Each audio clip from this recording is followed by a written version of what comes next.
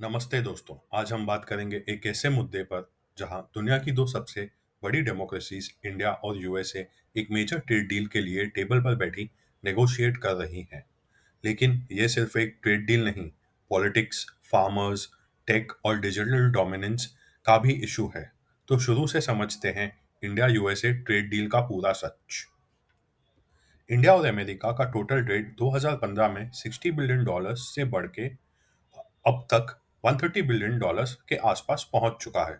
दोनों देशों का टारगेट है कि 2030 तक इसे $500 बिलियन तक ले जाया जाए, यानी दोस्ती और बिजनेस दोनों डबल। इंडिया अमेरिका को बेचता है फार्मा, टेलीकॉम, ज्वेलरी, टेक्सटाइल के प्रोडक्ट्स, और अमेरिका इंडिया को बेचता है क्रूड ऑयल, कोल, पेट्रोलियम और डायमंड्स जैसे प्रोडक्ट्स। मतलब एक देश बेच रहा है हेल्थ और फैशन, तो दूसरा बेच रहा है एनर्जी। इंडिया के इस गुड्स के एक्सपोर्ट से हम $40 बिलियन का सरप्लस एंजॉय करते हैं, और ये यूएस के अकॉर्डिंग अनफेयर है।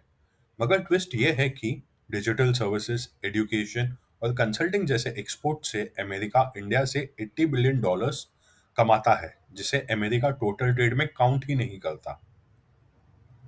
Netflix, YouTube, Facebook, amazon, Instagram, Twitter जैसी डिजिटल सर्विसेज के लिए इंडिया का 1.4 बिलियन के पॉपुलेशन का मार्केट बहुत ही ल्यूक्रेटिव है।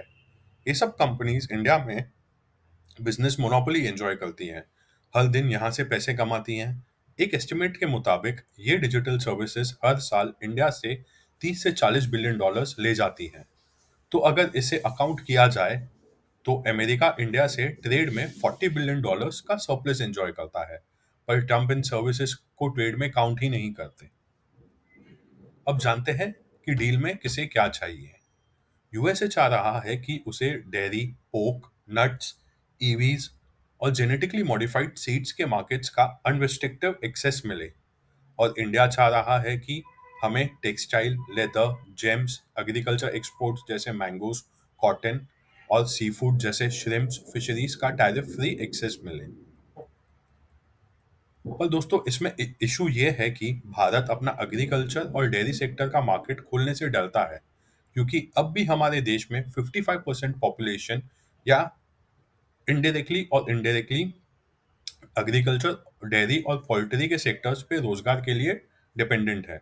और अगर यूएसए के मॉडिफाइड सीड्स, सब्सिडाइज्ड मिल्क या फल फ्रूट मार्केट में आ गए तो सीधा देश के 50% पॉपुलेशन के रोजगार को इफेक्ट होगा। तो अगर ये ट्रेड डील बिना स्ट्रॉन्ग क्लॉजेस के होती है तो इंडिया का एग्रीकल्चर, पोल्ट्री और डेयरी के सेक्टर्स को नुकसान होगा। यूएसए फर्म्स ज़्यादा एफिशिएंट है और ये सेक्टर्स पहले से ही स्ट्रगल कर रहे हैं। India USA trade deal easy नहीं है, लेकिन अगर स्मार्टली नेगोशिएट किया जाए तो इस ट्रेड डील से दोनों देशों का फायदा ही होगा। जॉब्स, ग्रोथ और टेक इनोवेशन के लिए ये एक फायदेमंद डील होगी। तो दोस्तों, कमेंट करके बताओ कि क्या इंडिया को अपने एग्रीकल्चर और डेयरी सेक्टर्स यूएस के लिए खोलने चाहिए या अपने किसानों और डेयरी सेक्टर्स को प्रोटेक्ट करना चाहिए।